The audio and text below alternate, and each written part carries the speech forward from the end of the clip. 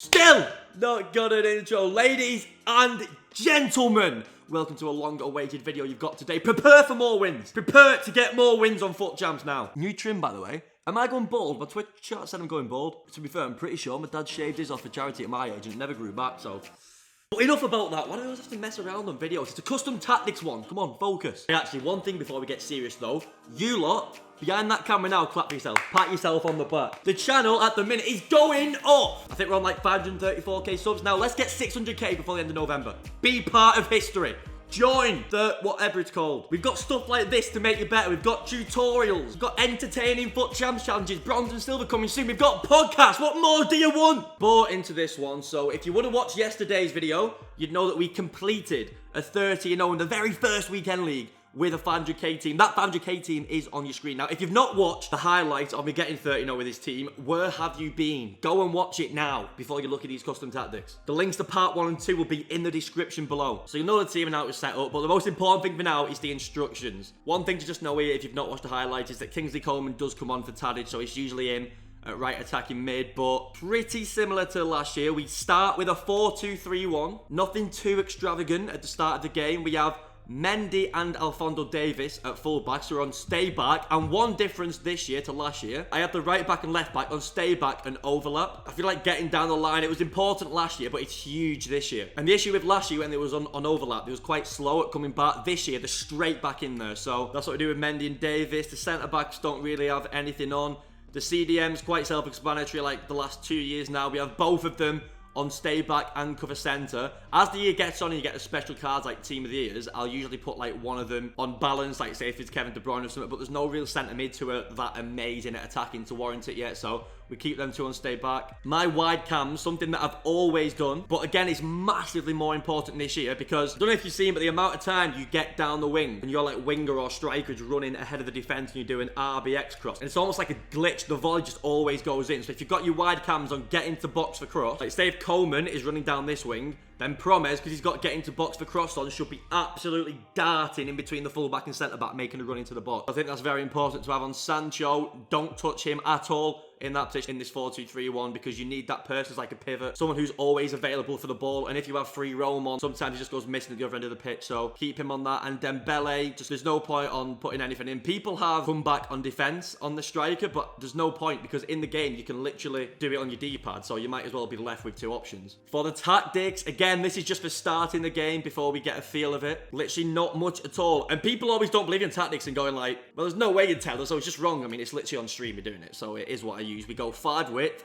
We put the depth down 1. Last year, I was starting with like 7 depth, but the issue is this year, it's so easy to get counter-attacked, and pace seems a bit more important, so you just need that little step back because of how quick the transition phase is on this game. And that brings me to the next point, which is width. And because I said the transition's so quick and there's counter-attacks are easy, usually when you lose the ball high, they'll go full-back and get down your wing. That's usually the quickest way in. So the width, I just put it up 1 to try and make sure your full-backs have the line covered a bit more. And players in box, I actually have it a bit higher than usual. I put it at 7. For this, it's not really too important if it's like 5, 6, 7, because you've got the CDMs on stay back anyway. They're not going to get in the box. It just means your front 4 kind of getting at every opportunity. And like I said, when you're down the side and doing that RBX cross, it helps with that because they definitely get in the box. And then corners and free kicks, I just keep on 2 because, again, it comes back to counter-attacks. You don't want people headering a corner out and then having like a 3-on-3. There's just no point, is there? A quick one before we move on to the next one. I got the defense width and defensive width the other way around. I just double checked then. So the offensive width is 5 and then the defensive width is 6 to like stop them getting down the line.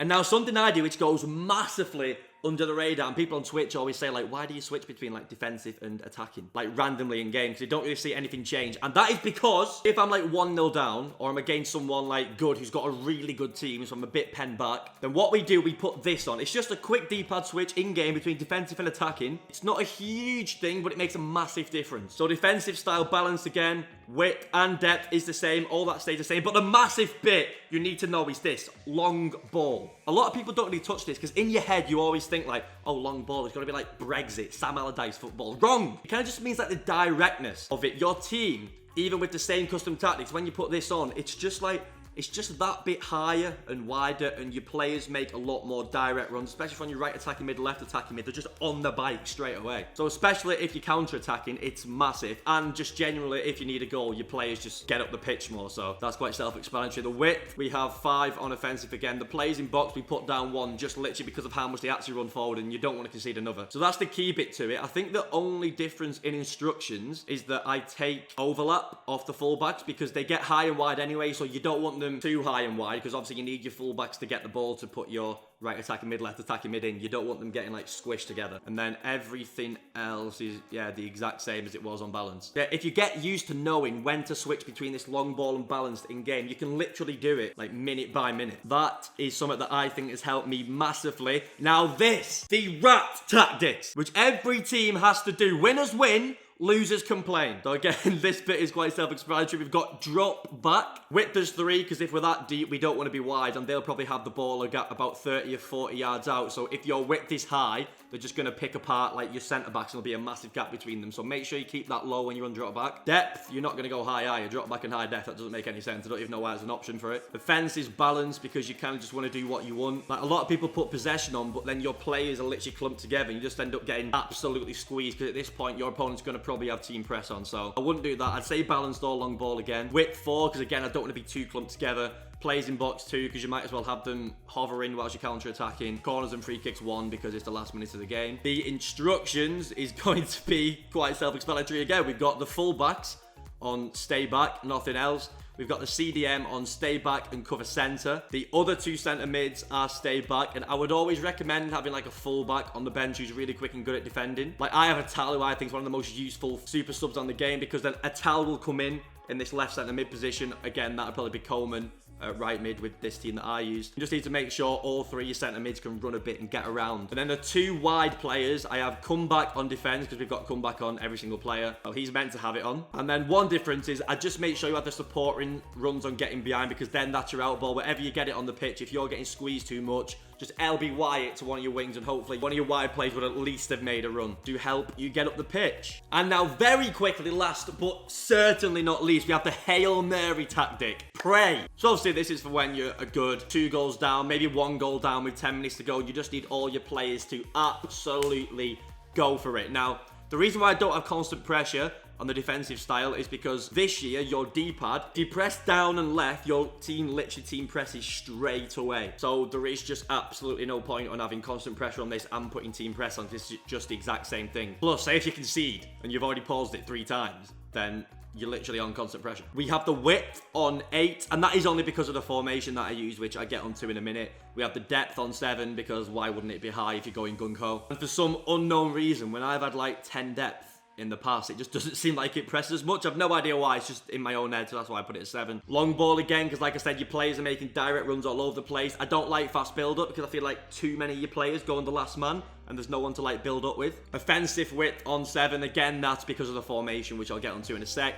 And players on box 7, and that's because I've just never gone 8, 9, or 10 on these 2 things, because I've never liked it. And every one of the players that I need to get in the box is going to go in the box anyway. Then corners and free kicks, we just upped it 1 to 3. And our Hail Mary formation is a 4-3-1-2. Now, I see a lot of people go with like that 3-4-1-2 or 3-4-3, and for me, it just doesn't work. And because of the instructions that you put on the players in this formation, it acts as like a 3 in the back or 2 in the back anyway. But the main thing is for me, and I realise it when I'm playing against a 3 at the back, is that when you get the ball, it's so easy to just go out wide and get in against them and like get another. So in this case, you're conceding another because you've got no fullback. There's no one on the line. All they have to do is do 1 wide ball out wide and they're in. So for me, 3 at the back is an absolute no-go. But with our Gunko, we've got the fullbacks on join, attack, and overlap. So that whole width is covered anyway. You don't need to worry about that. Like, they get so high with this formation and long ball, join, attack, and overlap, but it's harder for the person in transition to get down your sides than it is if you've got 3. You wouldn't necessarily be set up like this as well. You'd obviously have different players. Like, that would be someone who you would have brought on. It obviously wouldn't be Tadic. But your centre mid has to be on stay back and cover centre. You could argue to go with the one that has drop between defenders, and then it would act as like a 3. But when you're going for a goal, I don't see any point. So I've got him stay back and cover centre. We've got both wide centre mids as free roam and cover wing. That's because if you lose it high up with your full back, one of these will fill in at centre back anyway to make sure you don't concede another. And we've got a lot of central players on the pitch anyway, so you don't really need them them to, say, cover centre. And when you're pressing, they're that bit wider, which is better to get the ball back. I've got them both on free roam as well, as there's no point in structure at this point. You're just praying, so you might as well just let them do whatever they want. We've got the centre attacking mid is getting to box the cross, because like I said, when it gets out wide, you just want him round about the edge of the box or in, because these lot are going to be on the edge anyway, so you might as well push forward. And then the quickest striker out the two, I will just put getting behind on one of them. And that is pretty much it. It is actually quite rare that I use either the ultra defensive or ultra attacking. I mean, one, because I'm not really behind that often, weird flex, and two, because I'm never really just one up